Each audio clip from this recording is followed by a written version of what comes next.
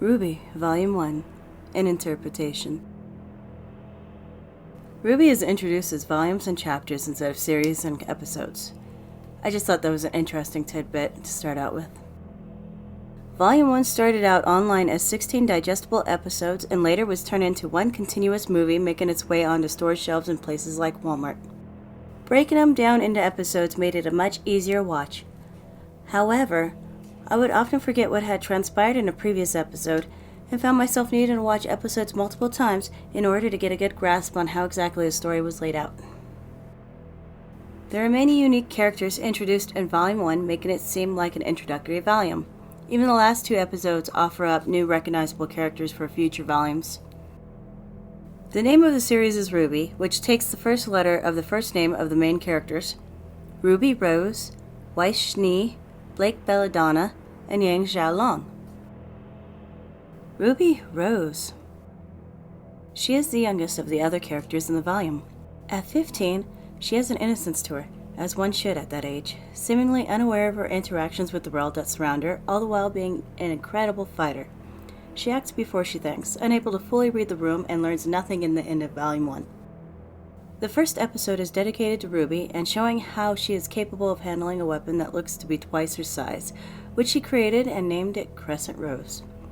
This is also the episode that introduces Glenda Goodwitch, a huntress who uses a riding crop as a magic wand, Roman Torchwick, the antagonist who gets off to knocking over mom-and-pop shops that are open, Ozpin, who happens to be the overseer of Beacon and has an unhealthy obsession with RWBY in her eyes, and finally Yang, who is 2 years older than her sister RWBY.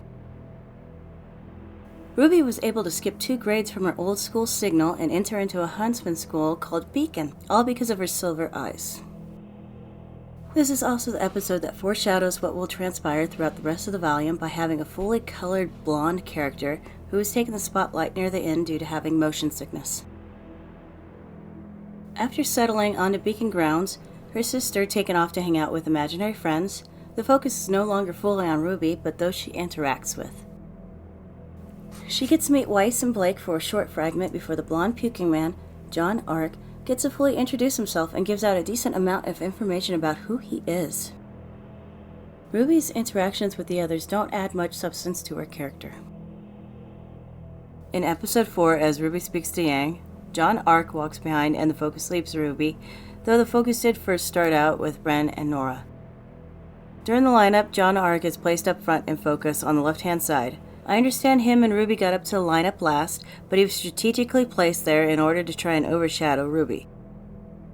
In Episode 5, the focus starts on RWBY as she runs through the forest struggling with extremely low inner demons, but the focus is more stolen by Weiss's Ark and John Ark. By Episode 6, Weiss's Ark overshadows the question, how does RWBY interact with others, and then the spotlight is stolen by John Ark and his own Ark's beginning. Episode 8 has Weiss saving RWBY from a Deathstalker and giving her a stern talking to. With help from Weiss, RWBY seems to understand not to rush into something before thinking, which she forgets all about later on. Thanks to Weiss, RWBY is able to slow down long enough to think and devise a plan for the girls to kill a giant crow. This seems to be the only time RWBY actually thinks before acting. At the end of the episode, as Ozpin is calling out Team RWBY, on the screen RWBY's face is cut off.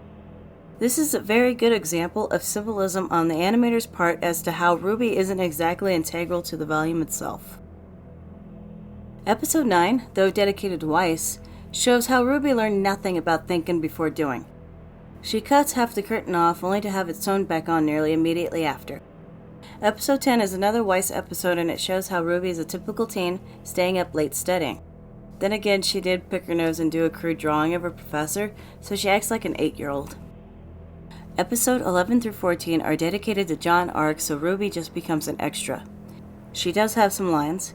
In 13, she gives out a half-assed speech to John, which seems to not get through to him. In 14, Pyrrha takes over the leadership role, while RWBY is reduced to a simple side gag. She is essentially non-essential within the 4 episodes. Episode 15 and 16 overshadow RWBY with Weiss and Blake's squabble. Weiss takes on more of the leadership role in these episodes, Blake gets ousted for not being her, and Penny gets to take over and outshine RWBY at the end during an epic final fight scene. Episode 15 helps prove that RWBY learned nothing about thinking before doing. When she low-fives Weiss over combat skirts, she is unable to read the room and just rushes into it without thinking. The only thing trying to keep a form of interest in Ruby Rose is Osmond's creepy, watchful eye. There is no real development on her part from the first episode to the last in Volume 1, and she takes a back seat as others seem to overshadow her throughout. Weiss Schnee. Introduced in Episode 2 and is seemingly the most fleshed out character in the series. Weiss's introduction shows how she believes people should be held to a higher standard, all the while unaware of her own actions, and how she herself doesn't seem to follow the same stipulations she believes others should. When she gets recognition, she only wants to be known for good things and not for anything undesirable. She is the epitome of what many desire. To be headstrong, only hearing the good, not the bad, that nothing could ever be their fault. The world should cater to their needs, wants, desires. Having vast amounts of possessions compared to others and having a sense that she is well off and believing that she knows it all. She is, after all, the heiress to the Schnee Dust Company, making her character indeed a well-developed reflection of a stereotype. In Episode 4, she shows herself planning ahead in order to try and achieve her immediate goals in some way. Though her immediate goal was lost in Episode 5, she did learn that the outcome could have been much worse. In Episodes 6 and 7, she portrays herself as someone who is used to being alone and is unaware that she even has a partner to account for. Even though there was a communication error on both parties involved, Weiss had no choice but to light the forest on fire instead of Ruby. Episode 8 does not finish off Weiss's story arc, but does add more information towards it. After saving Ruby and giving her a stern talking to, she proved that she could be a good person when it is detrimental to her own image. She even helps Ruby with her plan to kill off a large crow. At the end, she learns that Ruby gains the leadership role. Episode 9 and 10 are more about fleshing Weiss's character arc out and helping her get acquainted to her current situation. In all honesty, I don't think Weiss minded not being the leader. I think she took issue with her leader being someone 2 years younger than her. I think she would have been perfectly fine with Yang or even Blake taking the reins, which is why she is acting like a child at the moment. That's because she has an issue with the child. Though Ruby was made to be especially annoying, and seemingly more younger in the 2 episodes just to flesh out Weiss's character arc even more. I'm going to skip episodes 11 through 14 because she isn't really present except for a portion where she is trying to be a productive student in class and playing with her nails at lunch, which makes these episodes unimportant to the overall volume. Towards the end of 14, she even gets to pick on Ruby one more time when Pyrrha took on the leadership role. Episode 15 gets right back into Weiss and who she is. Weiss gets to take on what seems to be the leadership role, and the animation shows this by placing her ahead of the pack. She also speaks a lot. The others wonder why they're there, and Weiss tells them why. She wishes to spy on the competition, so the others just seem like they must do so. She seems to be in charge, so she got what she wanted in the end. Understandably, she wants to get a better understanding of her future opponents to win the game. I had to re-watch her diatribe about Faunus several times in order to get a better understanding. She doesn't believe that all the Faunus are the White Fang, but she does believe that all White Fang are Faunus.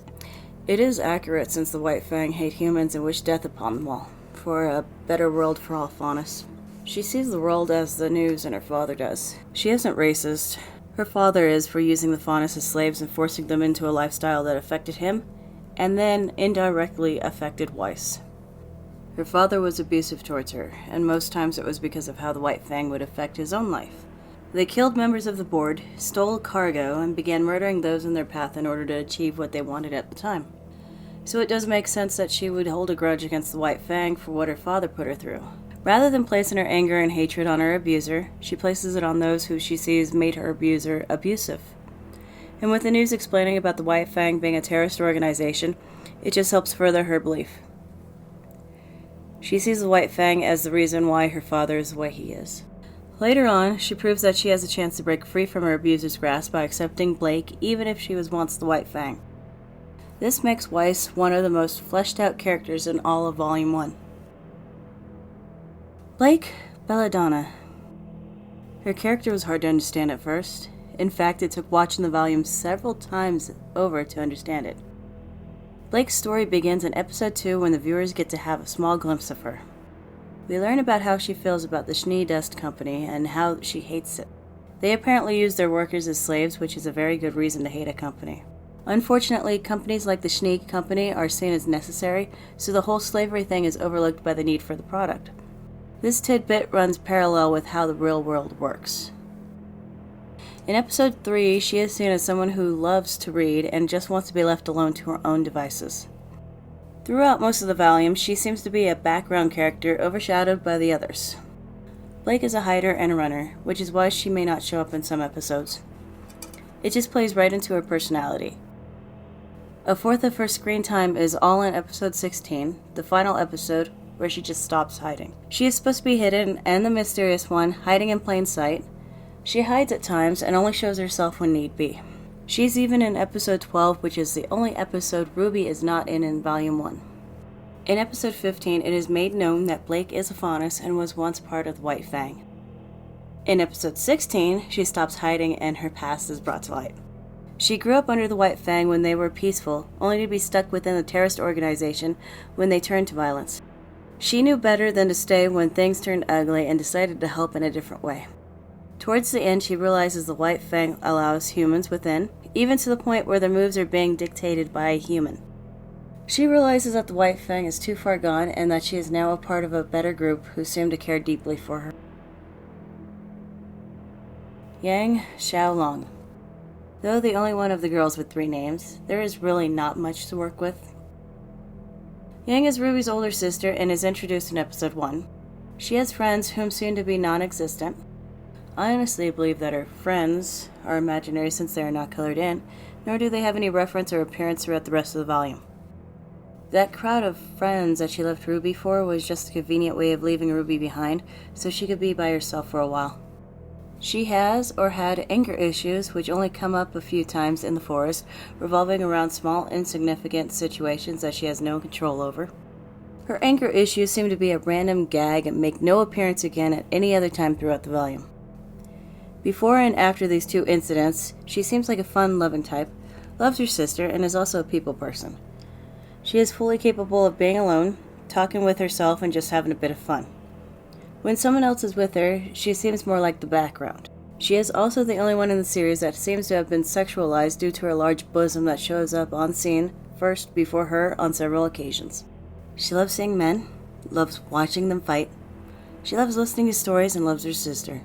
She doesn't get an arc in the volume, nor any animosity between her and the others of Team RWBY or anyone else in the school for that matter.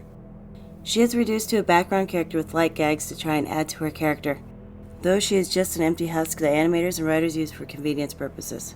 She is a blonde who has the characteristics of a typical NPC. She has emotions, but she is nothing without others to help induce those generic emotions. Even her dialogue is simple. She isn't nothing. She is the absence of nothing, taking up space when needed to do so. My understanding. It's about a group of special children who go to a school to train in the art of magical dust and violence. I'm not exactly sure what the overall plot is. There's Torchwick who wants dust, and kids go to school and they fight. The White Fang's there. Husband, an old man who runs a school, is creepy and has this thing for a 15-year-old girl. I really think I missed something.